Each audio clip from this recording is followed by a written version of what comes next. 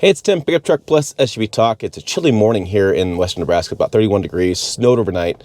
And I want to talk to you about this 2022 GMC Hummer EV. But more than that, I want to talk to you about battery electric vehicles in the cold. That's one of the big reasons I got this press loan, because I wanted to see, over the course of 7 days, I was hoping to get snow, hoping to get good weather, and I got it. So later on this afternoon, I got 50-degree temperatures, and then Tuesday morning, it's supposed to be negative degrees when I wake up. So I'm going to do a driving experience video with that one, so check that one out. But in this video, let's talk about charging. Let's talk about overall charging, how much time it takes to put energy or gas equivalent in this vehicle. So this is the Edition 1. It's the high range, all that kind of stuff. I have a 212 kilowatt hour battery underneath, massive battery. I've been giving people rides all week, kind of telling them, basically think of it this way. It's like a 40-gallon gas tank. This is a much bigger vehicle, though. This weighs 9,000 pounds, 4.5 tons. Basically, I did some Googling, and the F-150, say like a Super Duty 1-ton truck, is about 7,800 pounds. This weighs 1,000 pounds more. So big battery, aerodynamic profile like a box. I think it looks like a transformer. It's really kind of cool. And like I said, I have a bunch of videos on this, but let's talk about charging. So last night I charged at like 3 o'clock in the afternoon. I plugged it in. Sorry, I went inside, watched some football, didn't know exact time. But I do know I had 31% charge, so that's focusing on the percentage of charge. Because for me, time doesn't matter when I'm at home. On a road trip, if I'm doing DC fast charging, yes, time does matter. But at home, it was a Saturday afternoon. I was watching the football games, woke up this morning. It is now 8:30 on a Sunday morning. I don't care how long it takes. But in this case, looking at for what I'm driving it for the week. So I did the bad thing. I did what you don't do. I didn't charge it up each night. I drove it around, did watched the freedom mode with a bunch of people, drove like crazy. So typically with EV ownership, you plug it in every night. So I'm trying to give you more of overall test, like say you're road tripping to your parents' house, and when you get there, how long it's going to take, what's it going to cost. So I had 31% of the battery left in charge. Now this battery is 212 kilowatt hour, like I said. A kilowatt hour reflects the total amount of energy in the battery. A kilowatt is the rate of electrical usage. There is some loss when you're charging, but basically for a lot of people, it's a 1-to-1 ratio. Kilowatt hour and kilowatt are 1-to-1 ratio. So let's just, again, these are all going to be averages, because with this GMC and with the Ford, I did not get a report saying how much usage I pulled from my home charging. I have the app. I've been playing with the app, and it doesn't tell me how much kilowatts I've used to charge up. So Tesla has it where when you get done charging, it tells you how much you used and all kind of factors. And I wish that Ford and I wish that GMC would get to that point, but I don't have that. It doesn't exist. So 31%. So what I did was I took 31% times 212 kilowatt hour, right, of the battery. And so I basically figured I have 65 kilowatt hours of battery left at 31%. Now earlier, maybe 20 minutes ago, it said I had 87% charge in the Hummer. So 31% minus 87% is 56% of the battery. I added power to this battery. So I basically gave it a half tank. And it was 3 o'clock last afternoon. It's 8:30 this morning, so you can figure out the math there. So I added 56% of the battery. So 56% of the battery is 118 kilowatts. And currently, it's 15 cents per kilowatt hour here in Nebraska, which I calculated out to be about 15 bucks.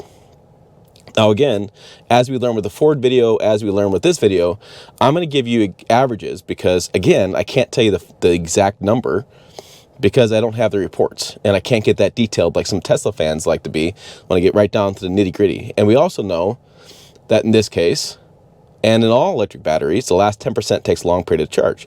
So what it's telling me is right now it's saying it's about at 90% according to the app. So let me show you that. So the app says 89%, okay?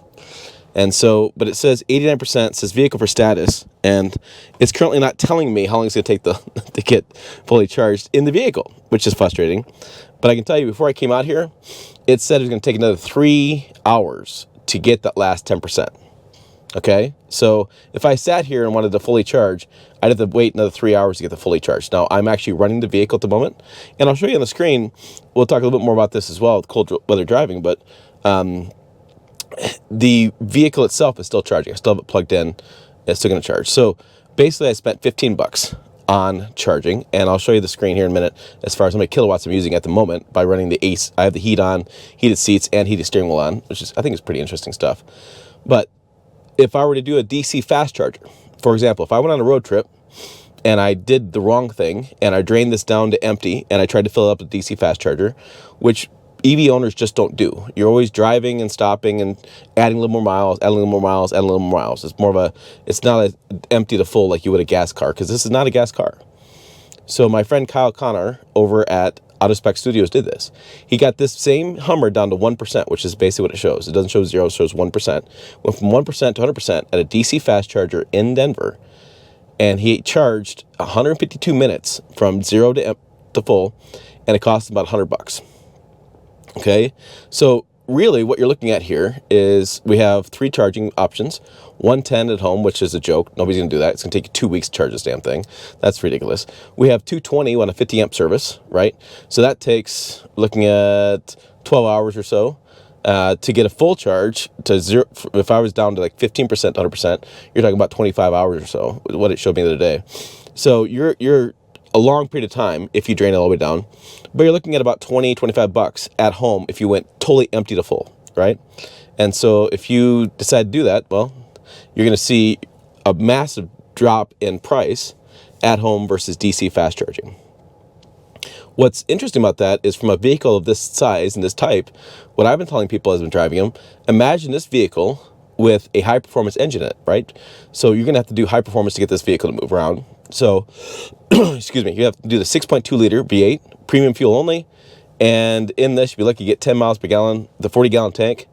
You're looking at a lot of money at the gas tank. So it's interesting because I think this vehicle only really exists in today's worlds of emission standards and fuel economy standards and CAFE numbers because it's an EV. It's only going to exist if it's not an EV. People, you'd see all these SUVs look all the same.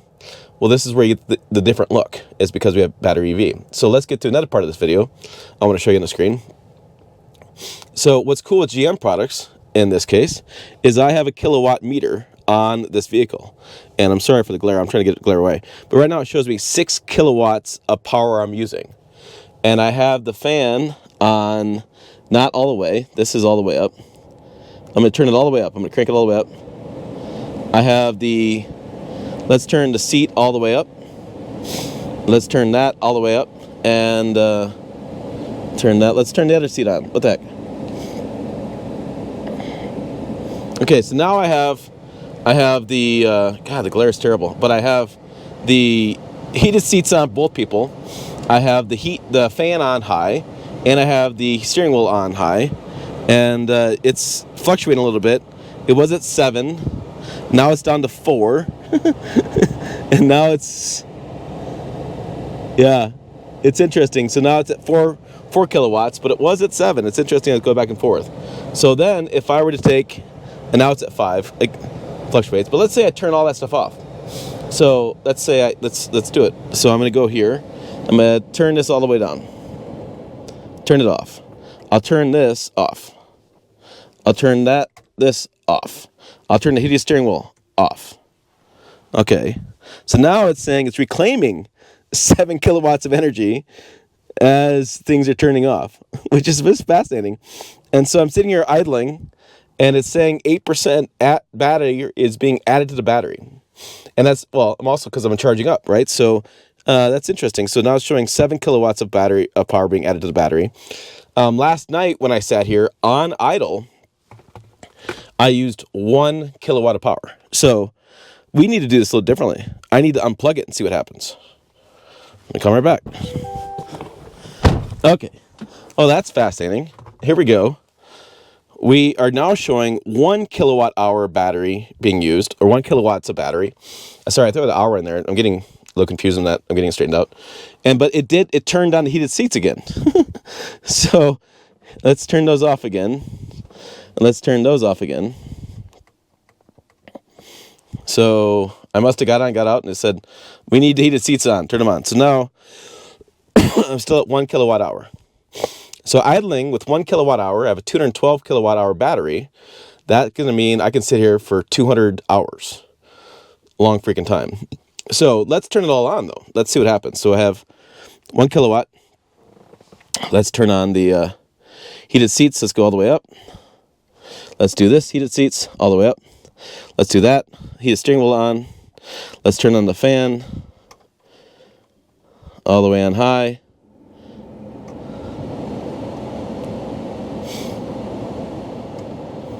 Okay, that's on high. 7, 8, 9, 10. 10 kilowatts of hour.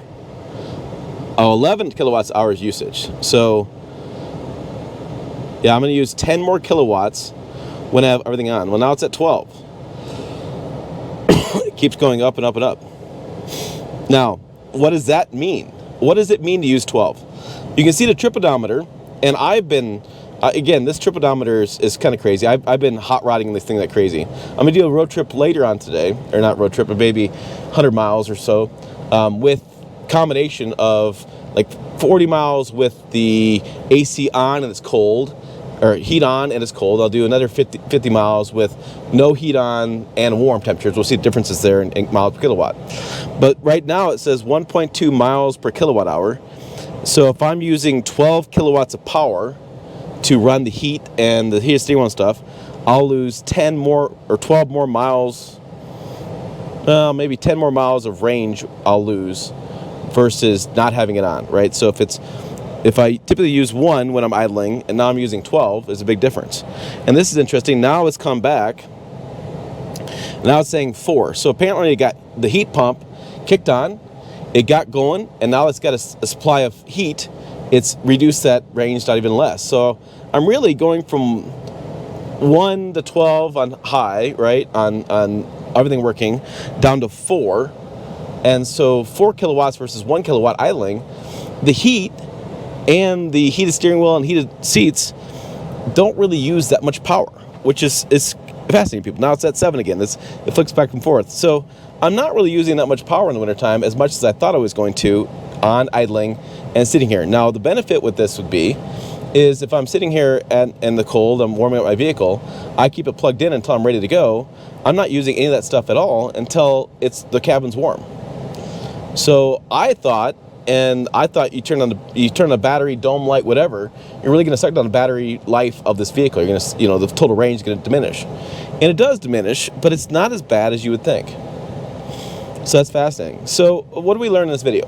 We learned that 220 is not that expensive. 20, 30 bucks, whatever the range is going to be, depending on your place where you live, how much kilowatt per hour you have. Kyle was doing his video. In Colorado, he pays 7 cents per kilowatt hour in Boulder. Here I pay 15. There's people in California who pay more than that. People elsewhere pay less than that. Just depends where you're at. We learned that DC fast charging is really expensive. It's really fast. 152 minutes versus, say, 25 hours to full charge. That's a big difference, right? But it's also a lot more expensive. It's $100 versus $20. And so on a road trip only, you're going to spend more money driving this than you normally would around town. Around town, if you're around town, just trips, this total distance is 360 miles. So if I drove from here to Cheyenne and got my groceries, came back and plugged in, it cost me 20 bucks. And a vehicle of this size, this type, 35-inch tires, all kind of stuff, that'd be a $100 fill up, maybe $180 fill up in gas all day long. We also learned that the overall running the heated seats and the heat and everything doesn't really draw that much power as you would think it would. You'd think it just would diminish the vehicle's capacity of range and really draw down the power. But we don't have that problem. And it's already getting warm in here. So 20 seconds in with this heat pump, I've been finding I have hot air blowing out of the vehicle already. That's a massive improvement here when it's cold in the wintertime. And so I think in a lot of ways, I'm not an EV advocate, not an EV critic. I'm kind of in between. I'm kind of curious about that kind of stuff. I think it's pretty interesting how this happens in a cold environment where an EV actually may be the better choice than the gasoline version would be for going to work, back and forth to town, want to have a vehicle that has warmth more often and quicker, and you're not going to lose that much range as far as having that stuff on. Now, again, I have another video on this where I'm going to do that road trip. We'll see how much we're going to lose per kilowatt hour of driving. But yeah, I anticipate losing some with it being cold and the temperatures being low, but I don't know. So far, and now I'm down to 1 kilowatt hour.